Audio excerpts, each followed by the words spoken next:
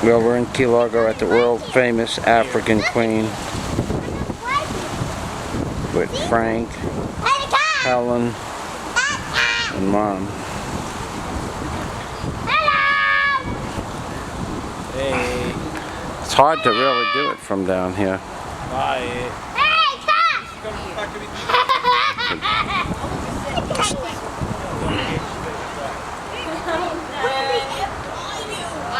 He was saying it like, where are you? It's hard to, I want to get a picture from the front.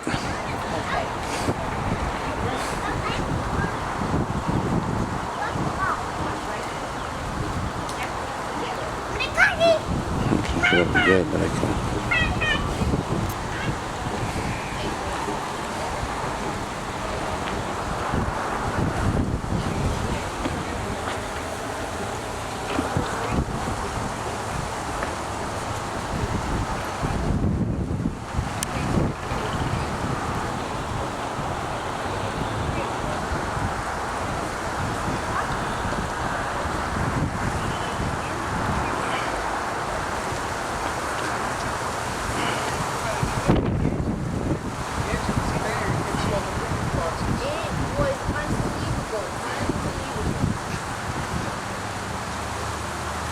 Get our lovely people over here who's going to leave me get their accents.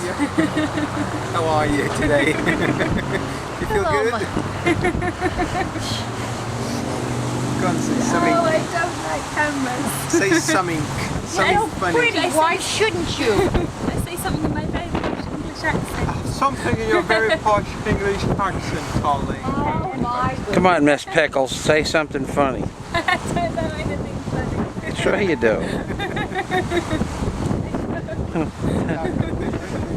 I tell you, I gone talk wrong now. about Charles and Diana. That's what the that's seem boring. to want That's to not know funny. about. That's boring. That's what they ask us about, Charles and Diana. Your friends? No, Camilla and Charles. Camilla and Charles. Camilla Charles Parker and Bowles and Camilla. Prince Charles. She is now The Duchess of something or I another. still think she's a bit of a pain in the ass myself.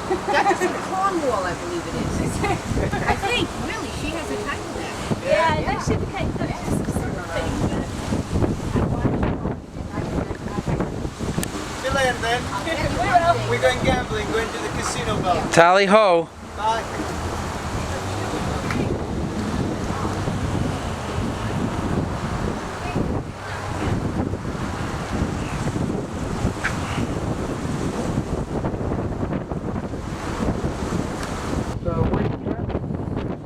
That home was used as the family home in the filming of the movie Cape Fear, starring Nick Nolte and Robert De Niro.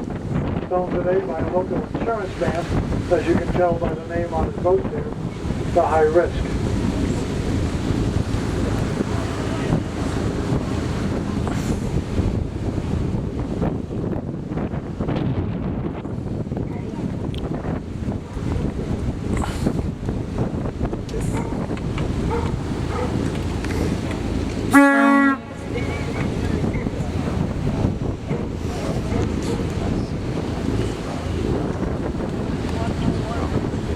As we enter Tarpon Bend, one of the sharpest turns on the river, over to our starboard side, right-hand side, is the vacant lot. Over 200 feet of waterfront, lot for sale. They've already torn down the old home that was over there. Took out all the debris. That lot could be yours for only $5.5 million. You buy that, set up your double-wide mobile home in the middle.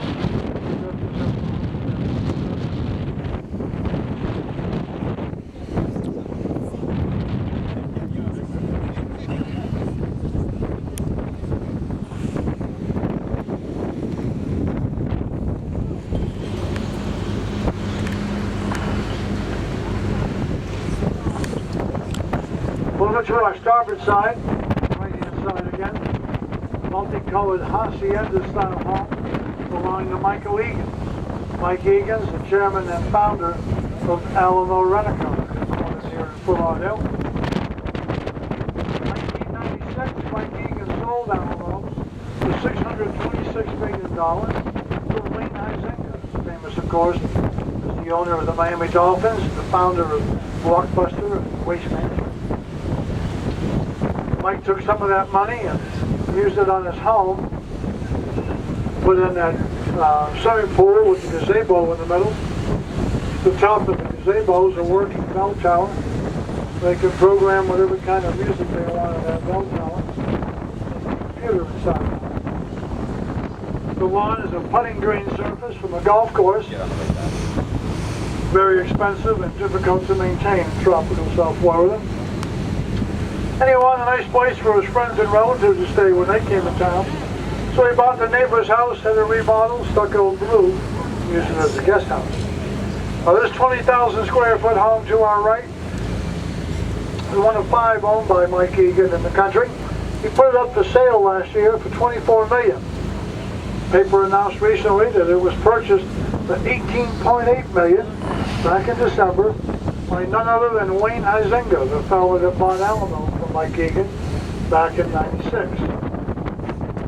Wayne's planning on having another home renovated.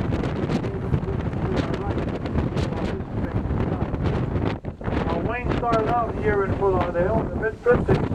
He borrowed money from his father as he got out of high school and bought a garbage truck out for sale.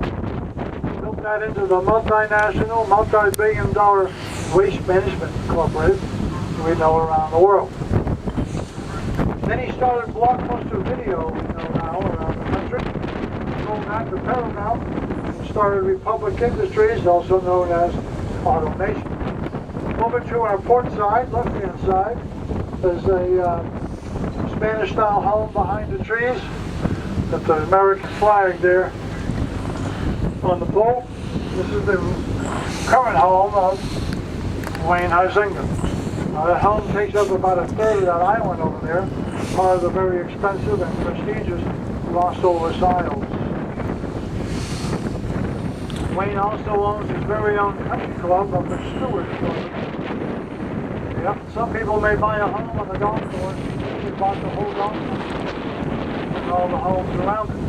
He had them convert the clubhouse into his private residence. The other homes on the golf course he used for family, friends, and playing club. The only ones around playing golf. Wayne owns a number of businesses and corporations in this area. Facilities, pointing out some of them to our group here today. Coming up on our port side again at the end of the next canal, the beige 2-story home with the brown roof. I started to say has 3 white boats alongside, but one was going up ahead of us. There's only 2 boats left, a small one and a big sport fishing boat. The home of Whit Hudson, Wayne Huizenga's brother-in-law. Whit Hudson recently sold his bargain stock, an $8 million yacht called Waterways, when bought from the system. Still on site right now is the $1 million sport fishing boat that they call Business Stinks, named after his more than wet potty. Business may stink, but it's very lucrative. He paid $6 million for that home 20 years ago. The next home to our right, yellow with the green fence, was purchased several years ago for $4.5 million by Wayne Huizenga. Turned around and gave it to his daughter Pam as a wedding present.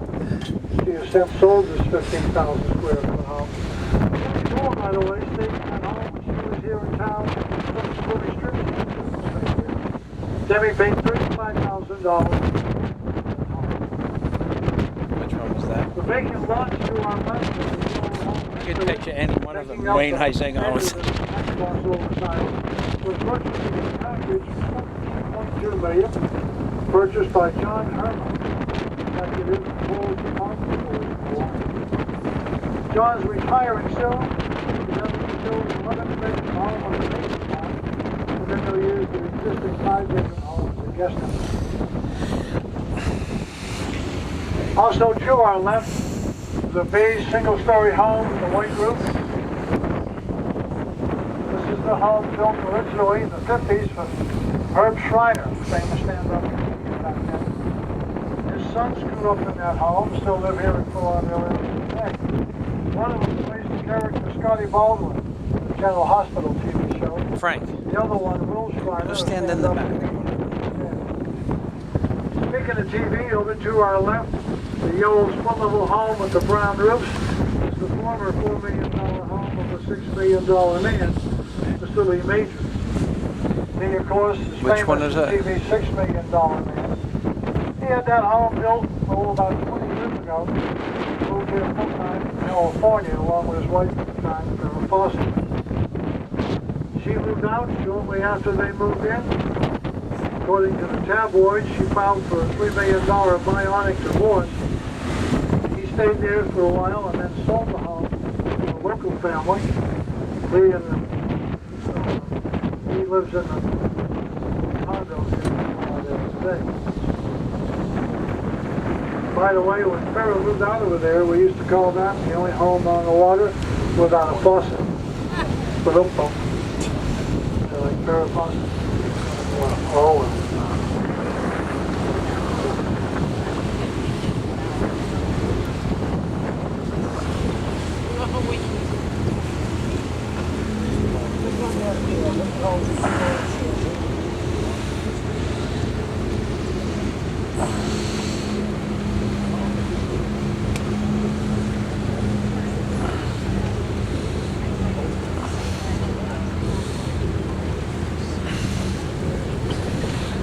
Over to our starboard side again, right-hand side, another vacant lot in Rio Vista. In fact, this is the last of the point waterfront lots available in Rio Vista.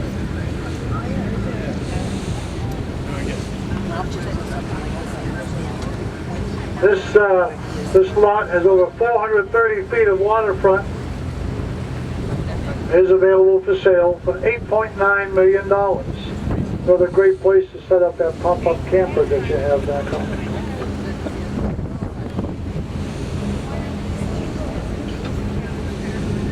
Once again to our starboard side, coming up at the end of this next canal, the white two-story home with the columns around the house, palm trees around the yard.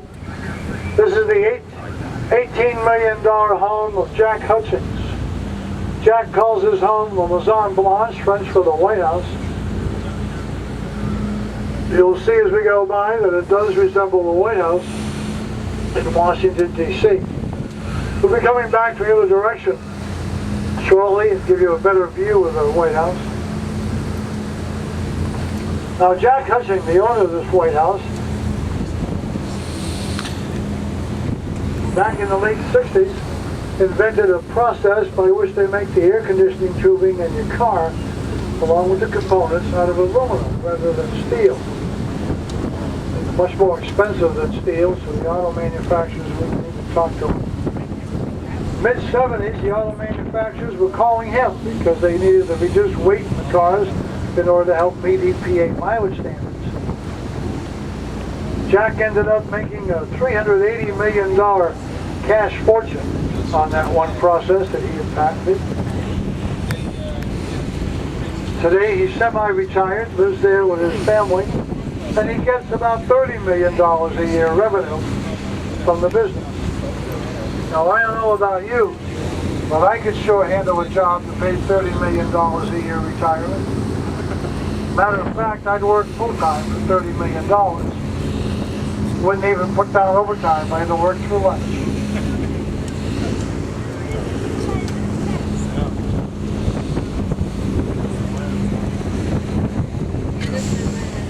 Over to our port side, left-hand side, the Harbor Beach section of Fort Lauderdale, some more Millionaires Road. Right on the corner to our left, green home with the dark green roof, white yacht Zazu there in the backyard. That is the home of the Bronfman family. Mr. Bronfman is the chairman of Seagram Distilleries up in Canada and Ohio. They make Seagram 7 Crown, Crown Royal, and VO whiskey.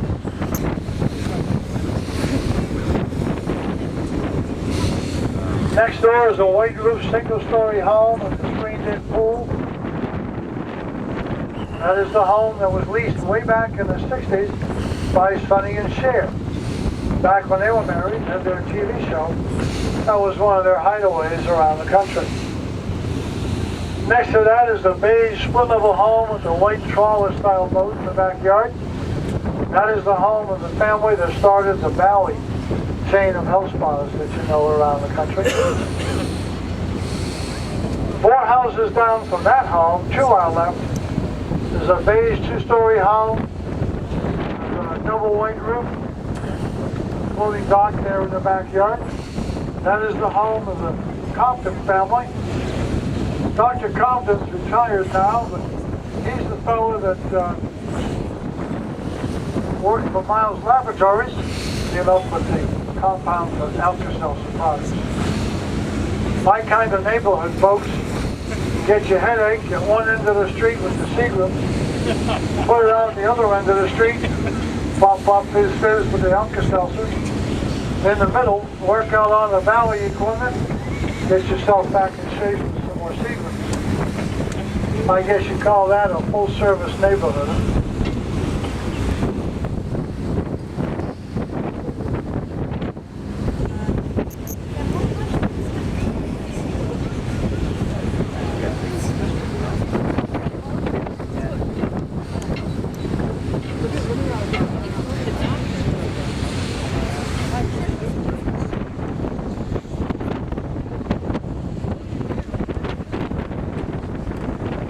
Over to our starboard side, right-hand side, the way building is the Lauderdale Marina, one of the older marinas in the city. Next door to the marina office, that gray 2-story building with the blue awning is the 15th Street Fisheries Restaurant. This I've been down with the barge. See Over this to our big port ship side, left-hand side, on the right hand Yeah. side. Pier 66. If it is called Grand Princess, Resort Marina. I've worked on it. Pier 66, originally built in 1952. These are all those yachts I was talking about before. Designed, built, owned, and operated for over 45 years by Phillips Petroleum. Look at all those yachts. Of course, the Phillips 66 product.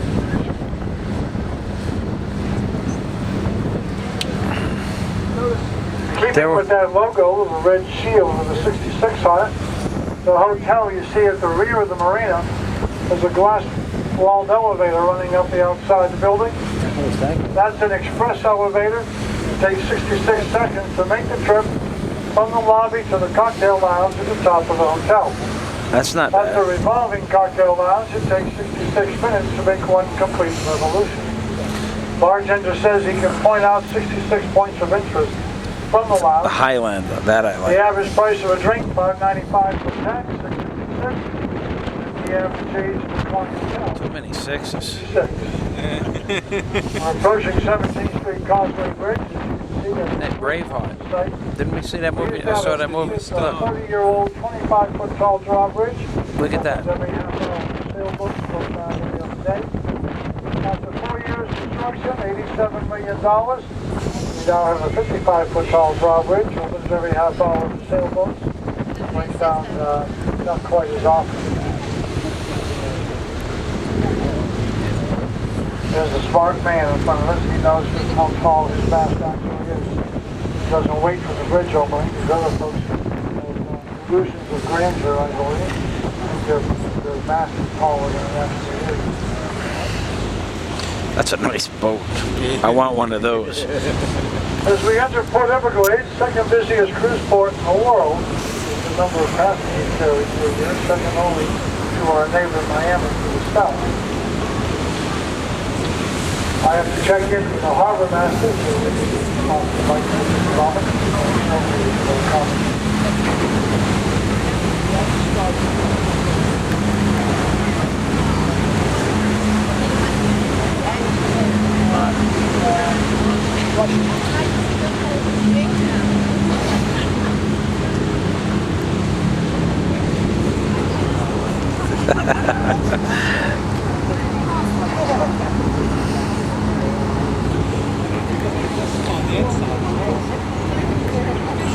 So as we enter into the port, over to our starboard side, right-hand side facing forward, is the Star Princess Cruise Lines. Princess Cruise Lines, of course, call themselves the Love Line. That is the cruise lines in which they Did you ever go on that one? the Love The Grand Princess is the ship, the sister ship. You never worked on that one? worked on that one now. But it's the same looking ship? It's exactly the same. The only difference is see the tenders, they've got the second one, the third one, and the fourth one from the back. Right. I used to drive one of them. It's got 2 Volt Penta, 100, Volvo Penta? board. 135 horsepower each. How big is that ship? That ship, Growers in them, and now they're heading around to find their way around it's 187 meters long, I think it was. On the widest part, I think it was Probably the best 37 meters value for your across. vacation dollar. Everything's included in the price of your ticket. Stateroom, services. I think these ones have got 15 all decks. included. They treat you like royalty on all of these cruise ships. But if you're unhappy about anything during the cruise, you see that doorway open in the bow with the Star Princess just above the anchor? That's the complaint department doorway. The lady that works out there is named Helen Waite, W-A-I-T-E. And they say if you want to make a complaint, you can go to Helen Waite.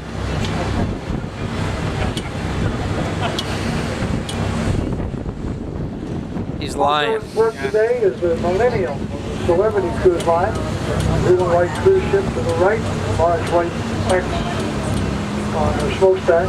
The Millennium is only 90,000 tons, carries almost 2,000 passengers. She'll leave again tonight for a 7-night Eastern Caribbean cruise, round trip from Fort Lauderdale.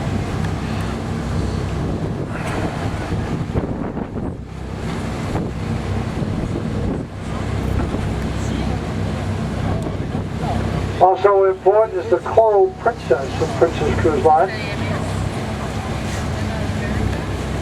She'll leave tonight for a 10-night Panama Canal cruise. Round trip from Fort Lauderdale. We go halfway up into the canal, turn around, come on back out. Coral Princess is a little bit smaller than the Look at that. That's nice. Coral Princess is about A little beach 90,000 there. tons. Now as we cross the entry channel from the Atlantic Ocean to Port Everglades, we're going to experience more of that wind we've been getting all weekend, and some more wave action coming in from the ocean. We'll do a little zigzag, try to keep the ride as smooth as we can. See this? But we do ask you please keep your youngsters close to The hand. barge If you're seated, went please down this one to the Bahamas. That's where it is. by the other cruise ships. Try to keep the ride as smooth as we can. But again, we'll be getting a little bit of motion. 350 miles that way. That's what Frank, my barge, when I took it out of New River, we went down this channel Oh yeah. and then I headed to the Bahamas, 350 miles that way. Now you know where it went.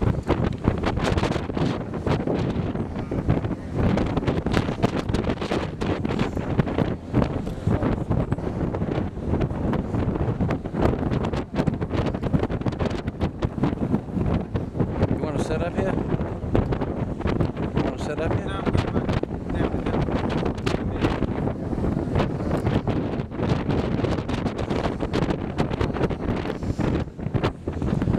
I've been down. That's the Coast Guard station now.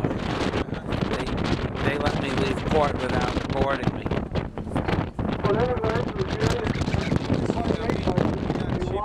Area of the intercoastal, known as Lake Mabel. Then they cut this 200-yard wide muscular barrier reef to our left, which is today our beach area. Both the entry channel and the harbor itself dredged to a controlling depth of 45 feet, allowing us to welcome the largest ships in the world, including the super nuclear-powered aircraft carriers of the United States Navy, and the world's largest, newest, most expensive ocean liner built to date, home base here in Fort Lauderdale. That is the Queen Mary II of Canal Cruise Lines. Built last year at a cost of $800 million. That's $800 million. Queen Mary II is over 1,100 feet long. Carries almost 3,000 passengers. Travels at about 30 knots, 1.5 times as fast as these other cruise ships around us. The Costa Mediterranea, over to our right, Costa Cruise Line, 85,000 tons, 2,100 guests, 960 feet long.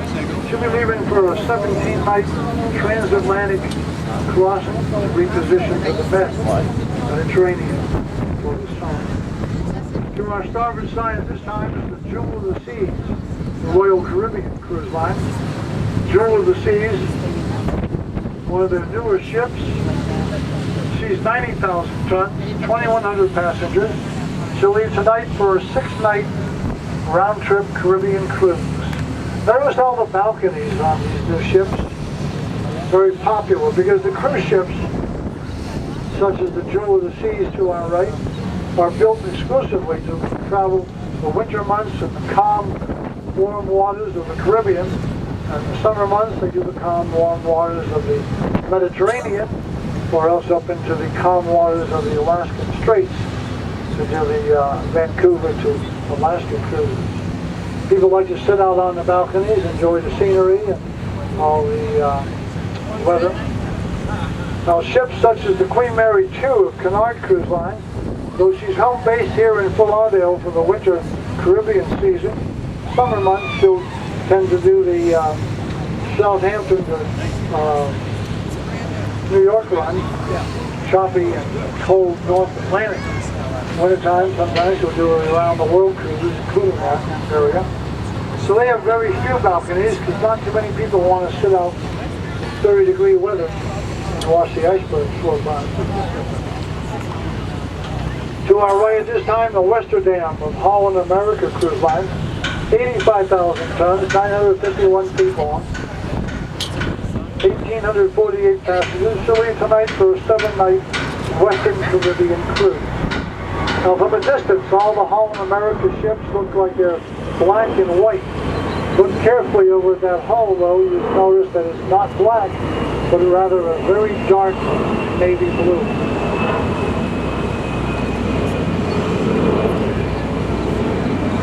That's the trademark paint scheme for the Holland America cruise ships.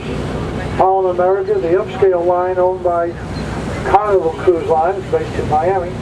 We also own the Canard, the Princess, and 2 or 3 other cruise lines, all under the umbrella of Carnival Cruises Incorporated. The Westerdam also has her complaint department doorway open, just above her name there in the bow. Being the Holland America, this woman's name out there is Helen Von Leek. So you can go to Helen Von Leek if you want to make a complaint. There's the lifeboats up against the seawall.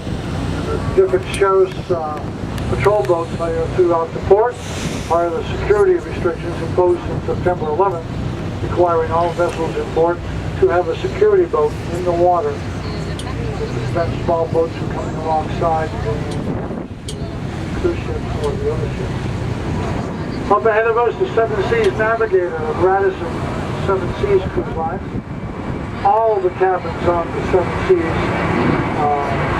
ships are suites, all with balconies. Ultra luxurious cruise ships. Very small, carrying only 700 passengers. The Navigator has almost a 1-to-1 crew passenger ratio. By the way, the Seven Seas Navigator was used during Super festivities.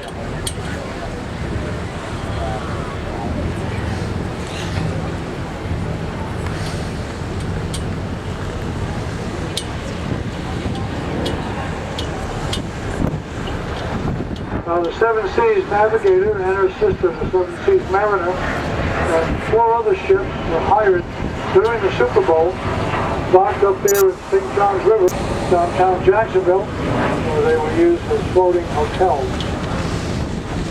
The Radisson Seven Seas ships were luxury, ultra-luxury hotels.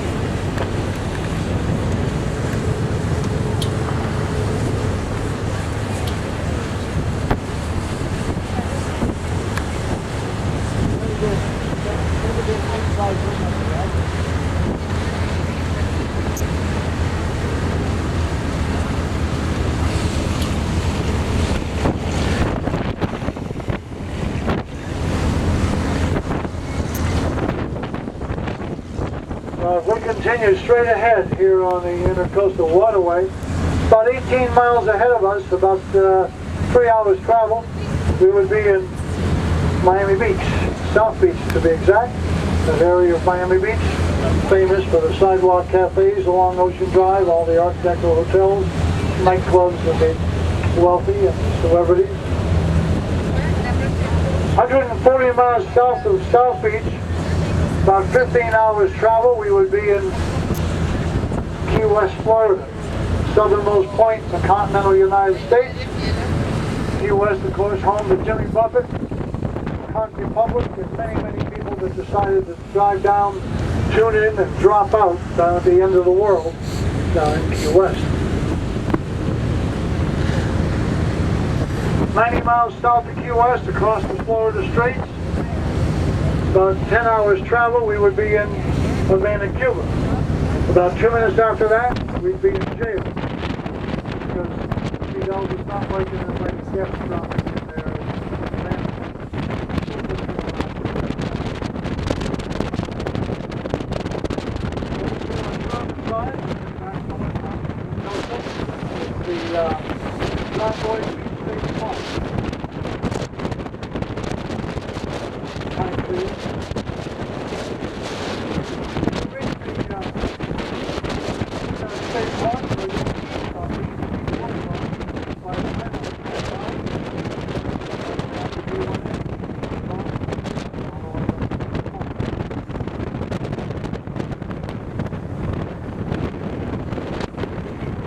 Also,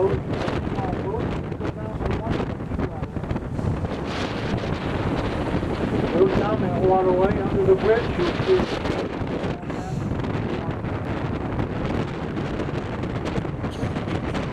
waterway to our right is called Whiskey.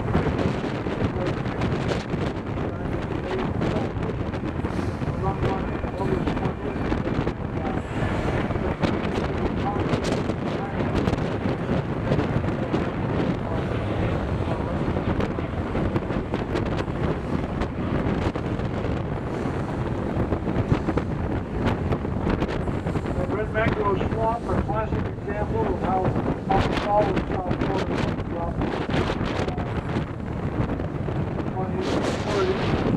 Very pristine, undeveloped, pretty much covered. The Seminoles used to call the red bank on the walking street. Together and intertwined, they kept growing and expanding, eventually choking off the waterway. Hence the name walking tree. And that's why they put the rock. The red mangrove is one of the few trees that will survive in salt water. In fact, it thrives in the salt water, taking the salt out of the water through the roots, giving it out through the leaves. Take a picture of me. Put your hand in through here. Many exotic the osprey. Where's the operating things? Right here. The American bald eagles. Put your right there. And focus. Yeah, and then you press That's all the. you need. Oh, No, okay. don't touch anything. Yeah.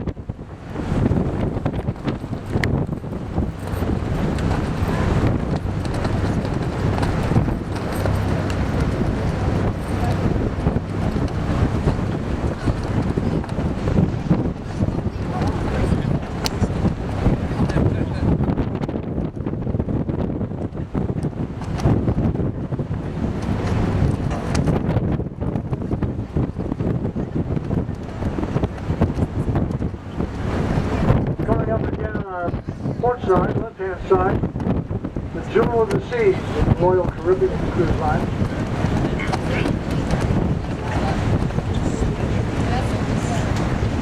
Now, Royal Caribbean uses RCCL as their logo. If you look up on the top deck of the Jewel of the Seas, just behind the smokestack that has the crown and anchor on it, is the rock climbing wall. Just behind that gold dome, the pool area. Now, they started out putting a rock climbing wall and a skating rink on their larger ships, Voyager class, 140,000 tons. Well, we made it to Fort Lauderdale. With the rock climbing walls, they now You do have understand that that singer is going to be recorded. Oh yeah. should be a map advertised Okay. on TV all the time if you want. All right, well, we're in Fort Lauderdale. But that's where I took the barge from. Through that right by the Coast Guard station.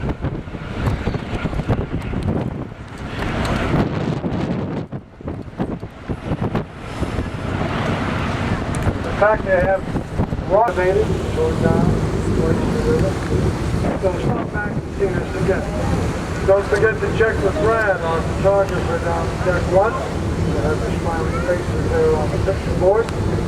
We also ask your patience and your cooperation. It's going to take us a few moments to get the lines and the ramp in place. So with this oasis wind we've been getting all day. Swirls and Well, Helen, huge condos they just built here. what do you think? Well, we're considering buying one or two of these properties. We'd like And- two, so we can live in one and then have family come and visit and stay in the other. See, We've seen a couple of boats we like as well, but we may purchase in the the Highlander. next few months. I'm going to put an offer on the Highlander. We might buy an extra 3 or 4 houses in the same row Thank you and have a great and then day make and a great youth stay hostels here out of in it and Vermont. rent the rooms out for $25, $30 a night to people that come down, you know. Peasants. Yeah, that style person. Young guys like us traveling the world and things. Yeah. Basically, as we say in England, skin people. People got The Skid Rows? skin people. Skid Row, yeah. Well, this looks just like England too, doesn't it? Oh, definitely, yeah. Ba- It's a bit English. Apart from the trees. Yeah, the trees are crazy. And all of these people on the ship here, they're all from where? They're all locals. Local people? Yeah. Well, thank you for your input there. In fact, some of the guys were saying, "Oh, I live over there in that house." So I just, because I can't afford it, I just came out to see how the house looks from the canal, you know. Right. One of them actually said, "I don't like the color. I'm going to change the color."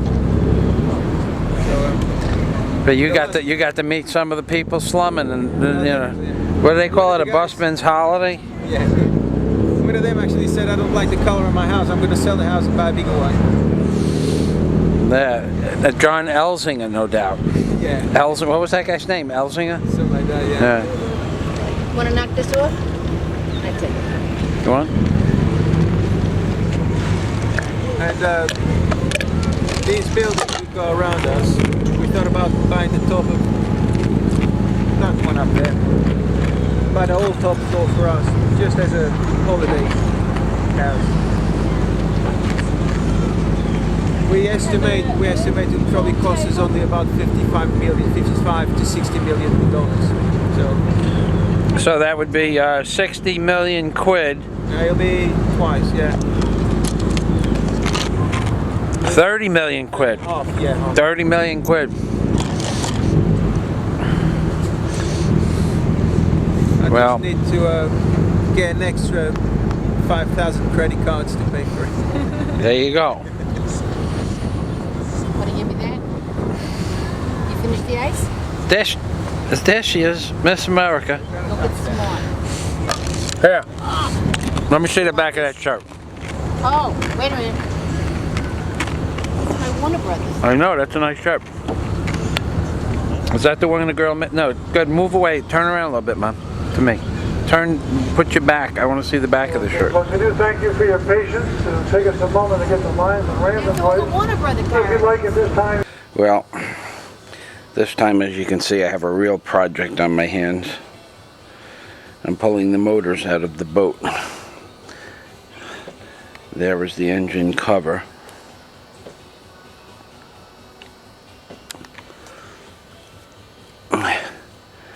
And the parts are all over the place.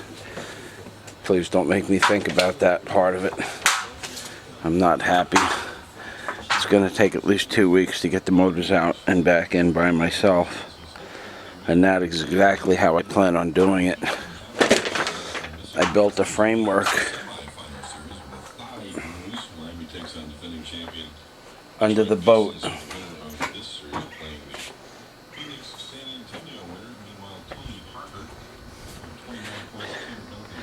And that's the framework.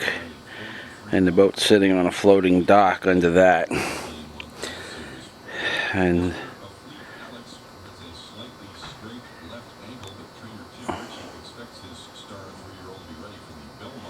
There are the motors, what's left of them. The motors themselves are not blown up. Some asshole didn't put metal bronze freeze-out plugs in. Therefore, after $17,000 worth of motor work, the freeze-out plugs took a shit. Oh God. That's enough of this.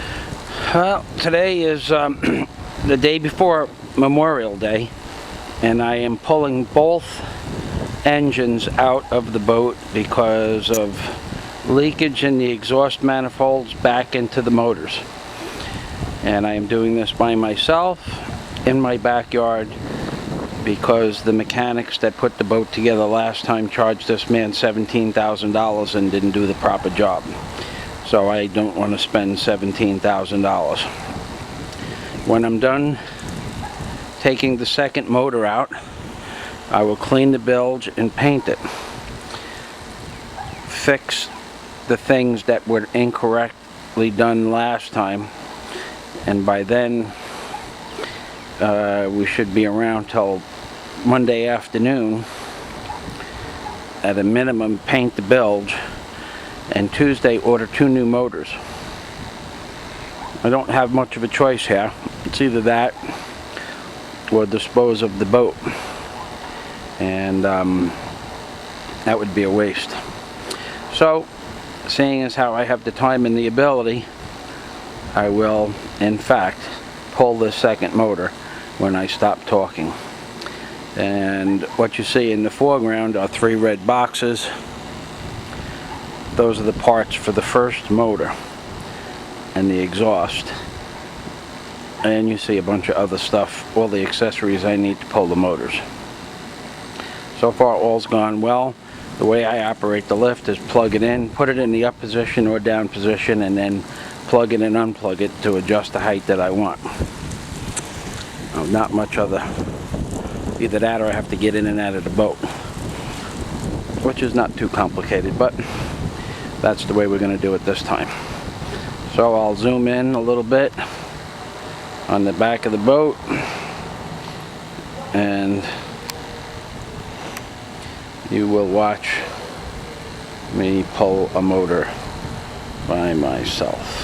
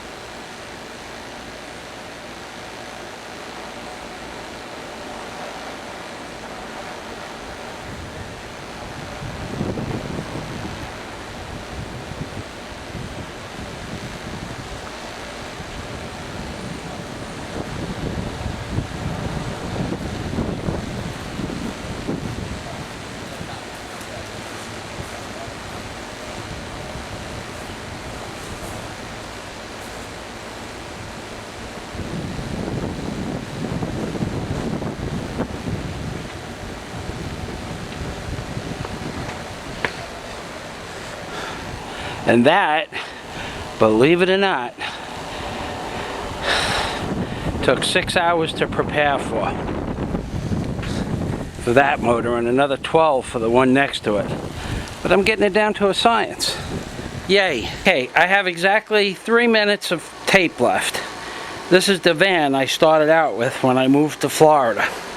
Still have it. That's the boat. That's the dinghy. Behind that's the speedboat. There's the car. The car. The little machine.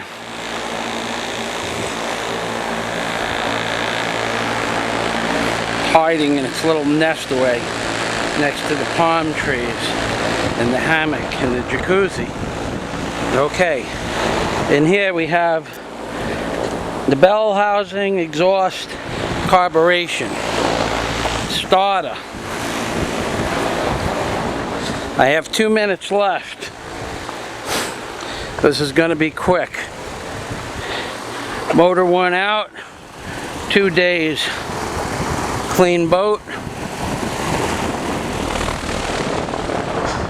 clean bilge, 2 days. Clean parts, 2 days. And tools, part of the 2 days. Second motor out, 1 day. Both motors were leaking exhaust. Have 1 minute left. The name of the boat is Good Friday. Yes. Well, I think I'm recording. And today is the 7/17/05. And I've been injured. I don't like it at all. I don't like it at all. It takes a half an hour to go back. It takes a half an hour to go from the bedroom to the bathroom and back. That was before I discovered the cane that I had, and then I remembered where I put the crutches. It took 2 hours to get them. They were up high, and I couldn't find them. I couldn't remember where I put them, and finally when I got to find them, I needed a step stool to get them, and I couldn't get them. Well, anyway, I don't know if how badly I'm injured. I know I can't walk, and I know it only happened yesterday at a customer's house. I tripped on a broken piece of pavement in the man's driveway. In fact, Kevin Mulaney, he actually saw me fall. I was running, just jogging towards my equipment to get back in it, but there was a piece of broken pavement. And I rolled on the rock, but more than rolling on the piece of broken pavement, where the pavement had come out of, there was a 2-inch depression in the ground, and my ankle rolled in there and complicated things worse. I heard it crack about 3 times inside my head. I heard it crack 3 times. God knows how many times I cracked down below. Not the bone, but the tenements ripping things. But when you hear it inside, it's a rip. Well, anyway, this is what I look like. A fucking mess. And that's what I feel like too. I've been crawling around on my hands and knees for all morning, caning it in the afternoon. Finally I got the crutches, and I refuse to take any kind of painkiller because I think it would make matters worse. But I do feel like a mess. Okay. I'm going to show you the injury in case anything ever has to happen in the future, which I seriously hope and doubt that it